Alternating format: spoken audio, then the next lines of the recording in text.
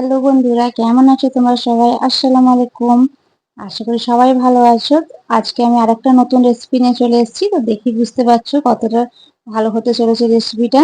তো আজকে আমি চাইনিজদের মতন চিজ চিকেন পাস্তা তৈরি করব। পুরো রেসিপিটা তোমরা দেখবে না স্কিপ করে। তো আমি এখানে প্রথমে জল গরম করতে বসিয়ে দিচ্ছি। তারপর আমি এখানে 1 চামচের মতন নুন দেব। তারপর 3 বাটির মতন পাস্তা দিচ্ছি এখানে। তোমরা তোমাদের অ্যাকর্ডিং হিসাবে পাস্তাটা কম বেশি ব্যবহার করতেই পারো। তো আমি এরকম ধরনের লম্বা ডিজাইন একটা পাস্তাটা নিয়েছি। এই পাস্তাটা দেখতে খুব ভালো লাগে। তোমার যেরকম ভালো লাগে পাস্তাটা নিতে সেরকম নিতে পারো। তো ভালো করে ফুটিয়ে নেব প্রথম পাস্তাটাকে। তারপর আমি এখানে অল্প পরিমাণে বরবটি দিচ্ছি। তোমরা বরবটির জায়গায় বিন কড়াইও দিতে পারো। বিন কড়াইটা আমার পছন্দ লাগে না, সেই জন্য স্কিপ করেছি। তো দুটো টমেটো নিয়েছি, আমি মিক্সচারে একদম স্মুথ ভাবে পিষে নেব। এবার একটা বাটিতে ঢেলে রেখে দেব।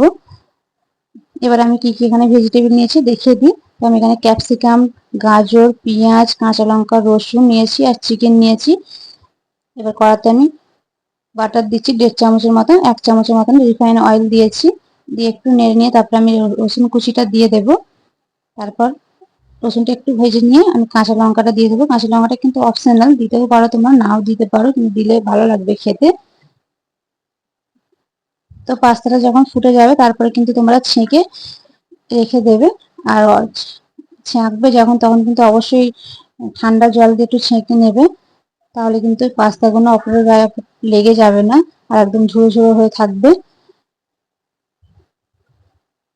পেঁয়াজটাকে দিয়ে দেবো। এবারে পেঁয়াজটা দিয়ে একটু ভেজে নেব। ভেজে নিয়ে তারপর আমি এখানে কুচি কুচি করে রাখা চিকেনটা দিয়ে দেবো। চিকেন ছাড়াও তোমরা করতে পারো, কিন্তু চিকেনটা দিলে ভালো লাগবে খেতে। ভালো করে চিকেনটা একটু ভেজে নেব। ভেজে নেবার পর আমি এখানে দৈনন্দিন যে মশলাগুলো আমরা ব্যবহার করে থাকি সেই মশলাগুলোই কিন্তু দেব। যেমন নুন, লঙ্কার গুঁড়ো, হলুদ গুঁড়ো, জিরে, ধনে গুঁড়ো দিয়ে একটু ভালো করে ফের আমি কষিয়ে নেব।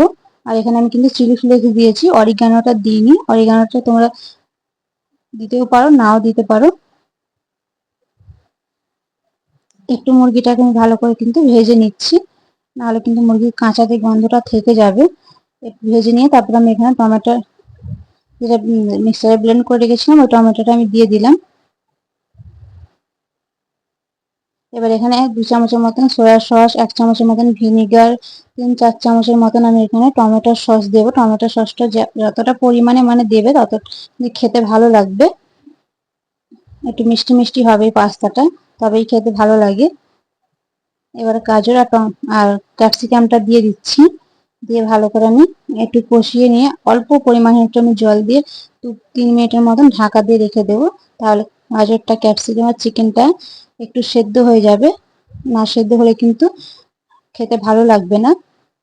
তো দেখো সেদ্ধটা হয়ে গেছে, জলটাও মরে গেছে। এবারে আমি কিন্তু পাস্তাটা দিয়ে দিচ্ছি। পাস্তাটা কিন্তু আমি ছেঁকে রেখেছিলাম অল্প ঠান্ডা জল দিয়ে, ছেঁকে রেখেছিলাম বলে কতটা ঝুরঝুরে হয়েছে দেখো। তো একটু ভালো করে আমি ফের পাস্তাটাকে রান্না করে নিচ্ছি। 2-3 মিনিটের মতন আমি রান্না করে নেব। তো এবার আমি গ্যাসের ফ্লেমটা একদম লোতে রেখে চিজ দিয়ে দিচ্ছি ওপর থেকে। তো এরকম ভাবে গ্রেট করে দেবো চিজটাকে। তোমরা চাইলে চিজটাকে কিন্তু ঘেঁটে দিতেও পারো। ওপর দিক থেকে এরকম গ্রেট করে দিলে দেখতে ভালো লাগবে। আর ঢাকা চাপা দিয়ে আমি গ্যাসের ফ্লেমটা একদম লোতে রেখে 1 মিনিটের মতন পাস্তাটাকে রান্না করে নেব। চিজটা একটু গলে যাবে আর গন্ধটাও খুব ভালো আসবে। তোমরা কে কোথা থেকে দেখছো বন্ধুরা অবশ্যই কমেন্টে জানিও।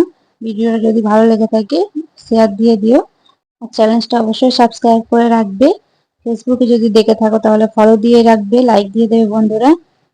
আর কমেন্টে আমাকে জানাবে তোমাদের পাস্তার রেসিপিটা কেমন লাগলো। চিকেন চিজ পাস্তা আমি একটু অন্যরকম ভাবে বানিয়েছি আর খেতেও কিন্তু খুব ভালো হয়েছিল। তো এবার আমি তুলে নিচ্ছি। ঢাকাটা যখন খুলছিলাম বন্ধুরা তো গন্ধটা খুব ভালো বেরিয়েছিল। আমার ছেলে তো একদম ছটফট করছিল খাবার জন্য, এতটাই ভালো হয়েছিল। তো আমরাও সবাই খেয়েছিলাম ওকে টিফিনে দিয়ে, খুবই ভালো হয়েছিল। তো অবশ্যই তোমরাও বাড়িতে বানিও, খেতে কিন্তু খুব ভালো হয়। একদম কিন্তু দোকানের মতন লাগবে খেতে।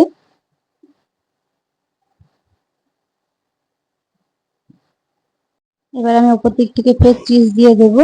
যতটা পরিমাণ চিজ দেবো কিন্তু খেতে ততটা ভালো লাগবে। তো দেখো কালারটা কত সুন্দর এসছে, পাস্তাটা কত সুন্দর দেখতে হয়েছে। তো দেখা হচ্ছে বন্ধুরা নতুন কোনো একটা রেসিপি নিয়ে, সঙ্গে থাকবে, পাশে থাকবে, অবশ্যই চ্যানেলটা সাবস্ক্রাইব করে রাখবে নতুন ভিডিও দেখার জন্য। বাই বন্ধুরা, ভালো থাকবে, সুস্থ থাকবে।